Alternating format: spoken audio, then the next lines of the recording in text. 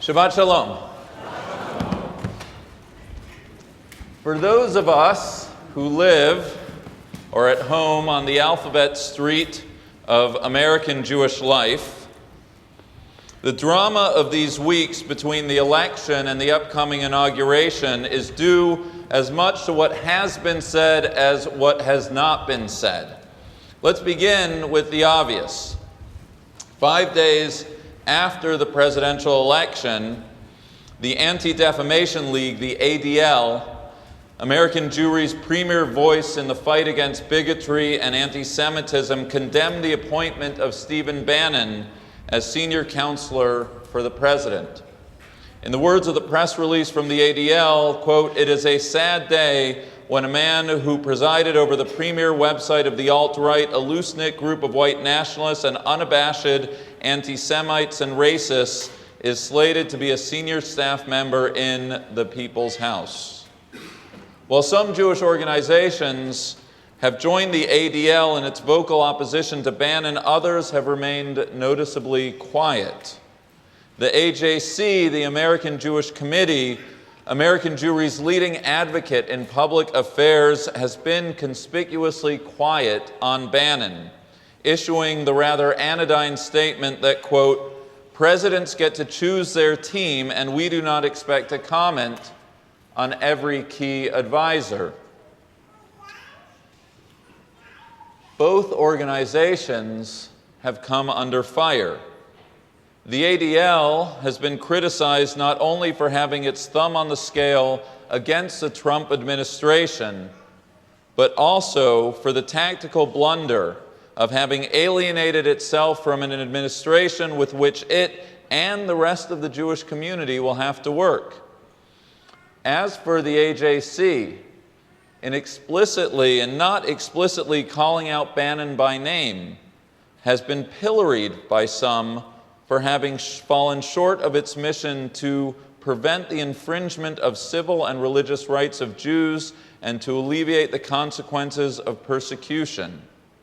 As Eliana Lauder recently pointed out in an op-ed, be it Senator Chuck Hagel's 2012 nomination to Secretary of Defense, or more interestingly, Jeffrey Sessions' '86 nomination to the U.S. District Court in Alabama, to name but two, the AJC has a decades-long record of voicing public concern over political appointments.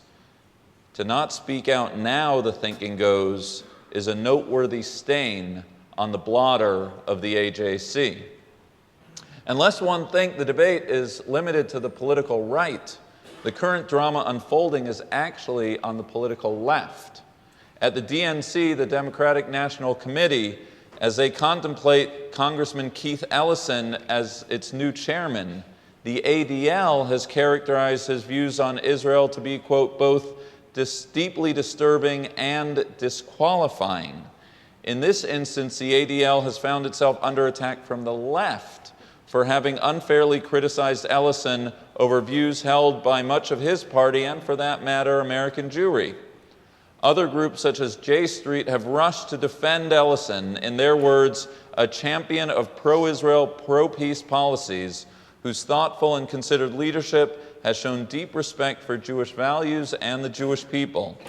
The AJC, which some years ago defended Ellison's right to take his oath of office on the Quran, has not weighed in on his views regarding Israel, which, as some have recently pointed out, are ironically in sync with Trump's choice for Secretary of Defense. From the left, from the right, on this question of speaking out on the issues of the day, it's a damned if you do, damned if you don't moment. The only real decision the lay and professional heads of these organizations need to make is the choice of by which segment of the community they want to be criticized. In its purest form, the question is not merely one of pragmatics, of choosing battles when it is and isn't advisable to speak out or stay silent. The question is one of principle.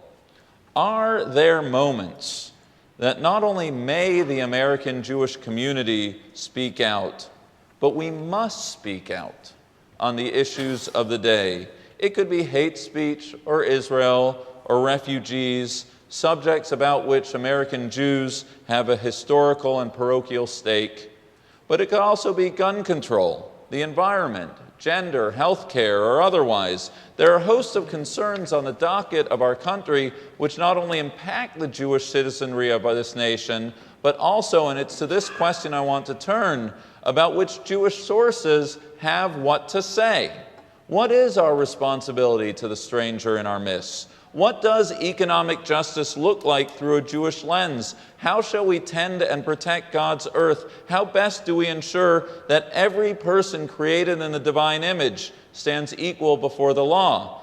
We do our tradition and our people a great disservice if we circumscribe our sphere of concern to the Iran deal, the plight of Soviet Jewry, and whether the Ten Commandments should or shouldn't be displayed on government grounds. As Jews, we believe that all of the earth is the Lord's concern. Indeed, I'm hard-pressed to think of a single area of human activity, and certainly political activity, that could not somehow be informed by our Jewish tradition.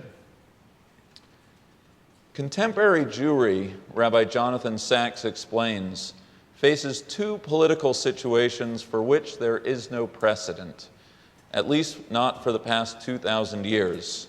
First, and this is a sermon for another day, the state of Israel, Jews wielding power, sovereign, a state created by Jews and informed by Jewish values. The second is the shift of certain diaspora Jewries, American Jewry being the most preeminent example, from the political margins to the center.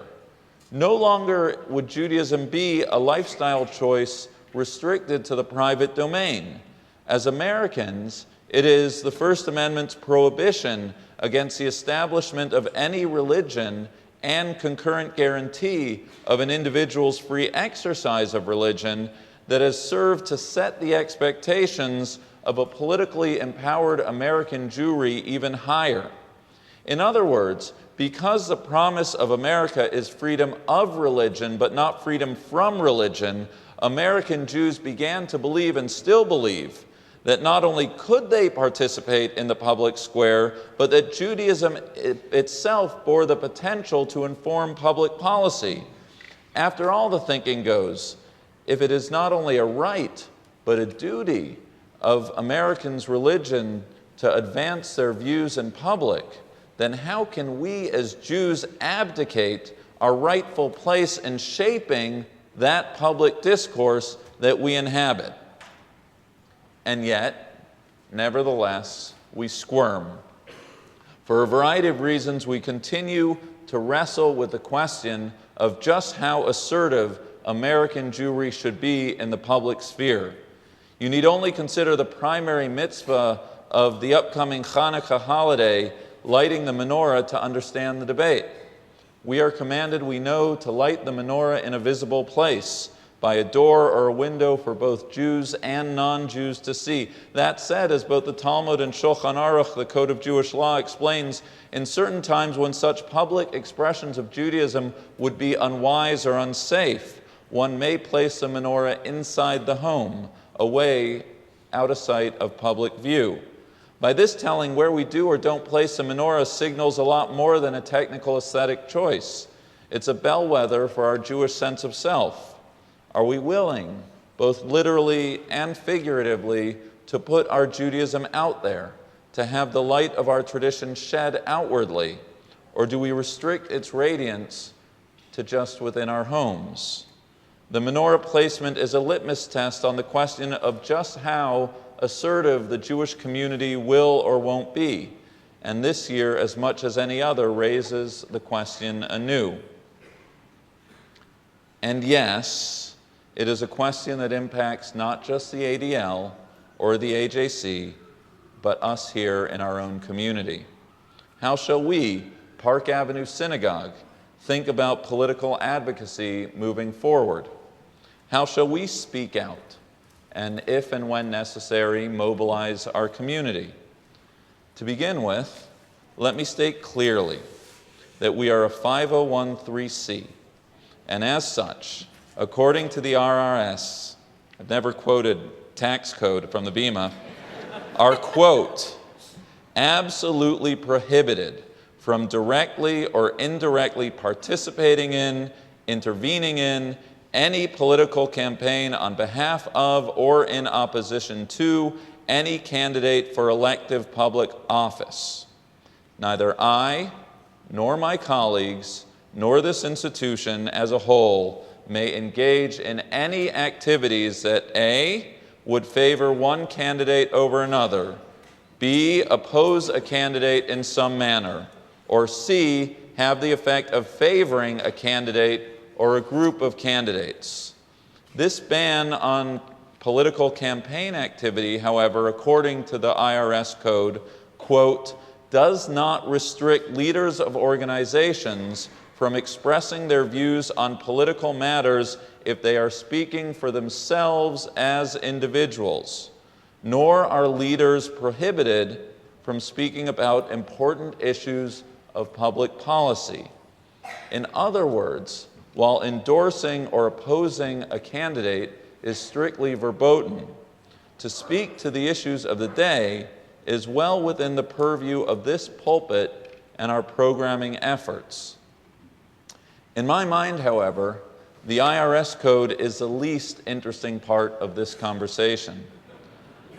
A synagogue or rabbi must be prudent on matters of political advocacy because, as any student of our tradition knows, while our Jewish sources may speak to every issue of the day, they do not speak uniformly on any one.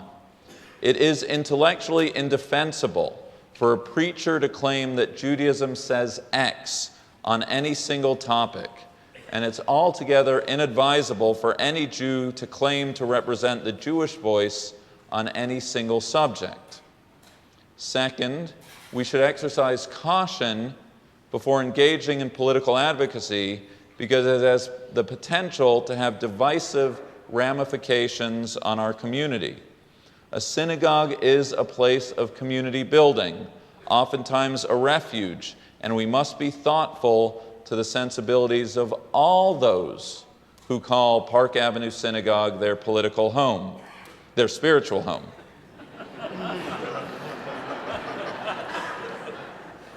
But perhaps the most compelling reason for restraint on political advocacy is to be found not in the IRS code, but in the mission statement of our synagogue, which, if you look at the Shabbat Shalom sitting at your seat, states, Park Avenue Synagogue seeks to inspire, educate, and support our membership towards living passion-filled Jewish lives. Our front line is every Jewish soul. Our primary cause for advocacy is a shared and bright Jewish future. We must be insistent in seeking to fulfill the primary and differentiated and sacred mission of a synagogue. If we fail to produce educated and engaged Jews, then there is no ADL, there is no AJC or APAC. If we fail to create Jewish identity and Jewish continuity, then the question of what Jews do or don't have to say about issue X, Y, or Z will cease to be relevant altogether. There are many reasons to exercise caution before speaking out and acting on the issues of the day. And as your rabbi, I will continue to strive for prudence and wisdom as we go forward. But speak out we must, notwithstanding our limitations, notwithstanding our primary mission as a communal generator of communal and individual Jewish identity. Our synagogue must always seek to be responsive to the callings of the hour. The goal of any self-respecting religious organization, our own included, is to comfort the afflicted and afflict the comfortable. Ours must be an institutional embodiment of the prophet, a person who, in the words of Heschel, speaks for those too weak to plead their own cause, a person who is not tolerant of wrongs done to others, who resents other people's injuries and rebels against the evil of indifference. The evil of indifference is a sin that I will not carry. Yes, we will seek to educate our membership on the range of opinions on any issue, but we must never let the paralysis of analysis impede our prophetic calling. Of course, our primary mission is to bring Jewish souls closer to our tradition, but we must ever be mindful of American Jewry's expectation that our tradition speaks to our contemporary condition. Of course, our goal is not to be unnecessarily divisive, but the goal of respectful dialogue and institutional leadership is not contingent on across-the-board agreement. Do I expect you to agree with everything my colleagues or I say? Of course not. I hope not. That is, after all, why God created Kiddush after services. As Rabbi Israel Salanter said, a rabbi whose community does not disagree with him, is no rabbi, and a rabbi who fears his community is no man. And as I tell all my interns and assistant rabbis, you're not really a rabbi until someone has walked out on one of your sermons. The relationship between clergy and congregant amongst congregants is a sacred one, but so is freedom of the pulpit for me and my colleagues. My job, and the job of my colleagues, is not to tell you how the world is, but how the world, by way of Jewish values, ought to be. With all of the qualifications and all of the caution, let me state clearly my hope and my expectation that this pulpit and this synagogue will not only challenge you, but prompt you to act on the issues of our day. Achen yesh Hashem b'makom hazeh v'anochi lo yadati. The Lord is in this place, and I did not know. These words spoken by Jacob at the beginning of our Torah reading signal Jacob's discovery that God's presence can be found in even the most unlikely, seemingly ungodly places.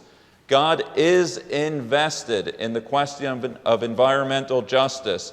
God is invested in the question of gun policy. God is invested in civil rights and poverty and healthcare and economic and education issues. Whether we knew it or not, God is present in all these places and others as well. To be a descendant of Jacob, to be part of the children of Israel, means to believe that our faith informs every precinct of our lives. So with prudence, with wisdom, and most of all with love for the diversity of our community, let us find our voice in the public square, each one of us doing our part in pulling down a piece of heaven, the peace of the heavens, upon Israel, upon all of humanity. Amen.